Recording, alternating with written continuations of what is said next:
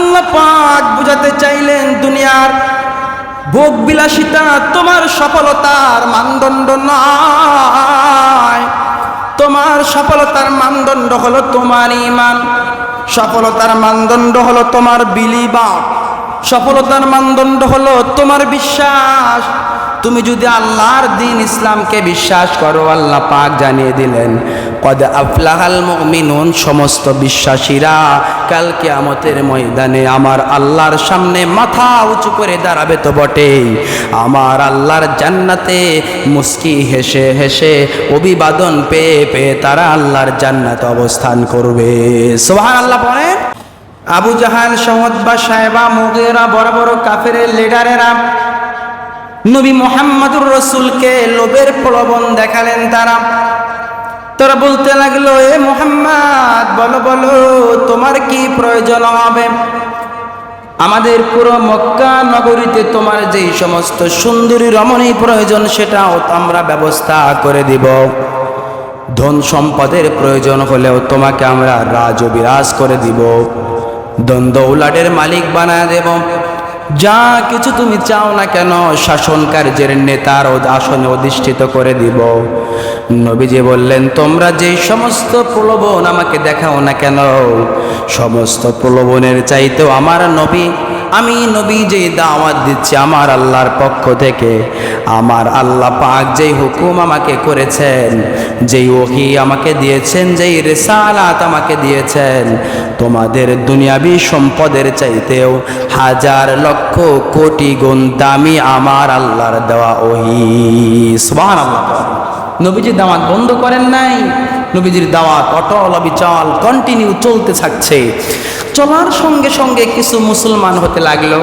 যখন অল্প সংখ্যক সাহাবীরা মুসলমান হয়ে নবীর দাওয়াতকে গ্রহণ করলো, এমন সময় কাফের বেঈমানেরা আবার বলতে লাগলো, যারা তোমরা মুসলমান হয়েছো, তোমাদের জীবনে তোমরা কি করে খাইবা? আমাদের সঙ্গে ব্যবসায় তোমরা কোনো অংশীদার স্থাপন করতে পারবা না, কোনো বাণিজ্যে আমরা তোমাদেরকে শরীক করব না, কোনো প্রকার লেনদেনে তোমাদেরকে আমরা রাখবো না, কোনো প্রকার কোনো কথায় তোমাদের সঙ্গে আমাদের কোনো অংশী থাকবে না। মনে রেখো, মনে রেখো, তোমরা যেই সমস্ত কারবারগুলো করছো, তোমাদের নেতা হিসেবে মুহাম্মাদকে গ্রহণ করছো, মুহাম্মাদের সঙ্গে তোমরা থাকতে থাকো, তোমাদের জীবনে নাই কোনো সফলতা বলতে কিচ্ছু নাই। নাউজুবিল্লাহ পড়বেন না? কাফেরেরা বলতে লাগলো, ও সাহাবীরা, তোমাদের জীবনে কোনো সফলতা নাই, এই 2-4 জন তোমরা মুসলমান হয়েছো, কি লাভ হয়েছে তোমাদের?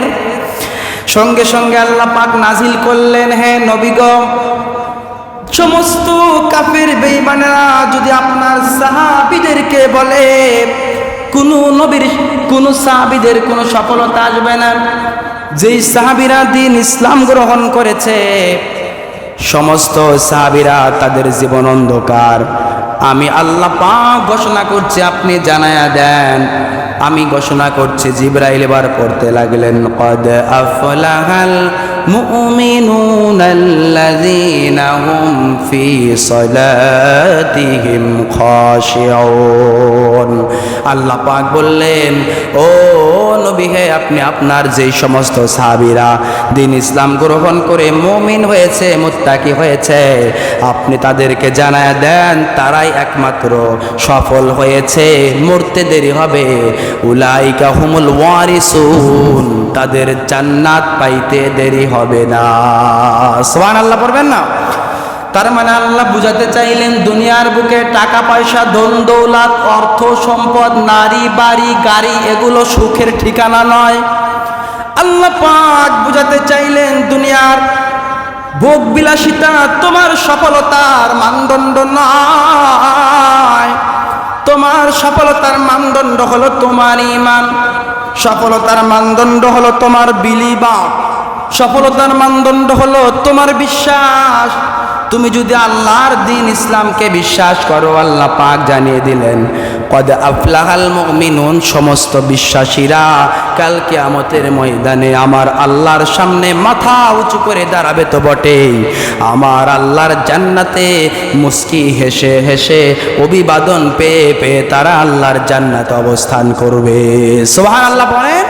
এজন্য পৃথিবীর মানদণ্ড ভোগ বিলাসিতা নয়, সফলতা। পৃথিবীর বুকে আমি সুখে আছি, শান্তিতে আছি, আমার লক্ষ কোটি টাকা, আমার 10টা বাড়ি, আমার গাড়ি, আমার নারী, আমার কত কিছু আছে, এই সম্পদ, এগুলো সফলতার মানদণ্ড নয়, বরং সফলতার মানদণ্ড হচ্ছে কদ আফলাহাল মুমিনুন, যারা ইমানদার হয়, যারা মুমিন হয়, যারা তাকওয়াবান হয়। সুবহানাল্লাহ পড়বেন না?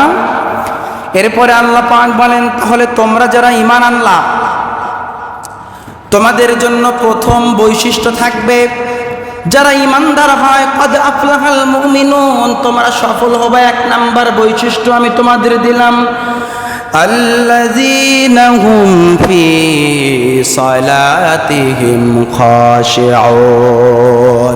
1 নাম্বার তোমাদের বৈশিষ্ট্য হলো তোমরা তোমাদের নামাজের মধ্যে মনোযোগী থাকবে। সুবহানাল্লাহ পড়েন। আমরা এই বিষয়ে গত সপ্তাহে আলোচনা শুনেছি, আমরা আমাদের নামাজে মনোযোগীর ব্যাপারে কথা বলেছি। নামাজে আমরা অনেক সময় অনেক মনোযোগী দেই না, আমাদের মন মানসিকতা ভিন্ন দিকে থাকে, আমাদের বেখেয়াল হয়ে যায়। নামাজে আমাদের আল্লাহর সঙ্গে খুজু এবং খুশু নিয়ে দাঁড়াতে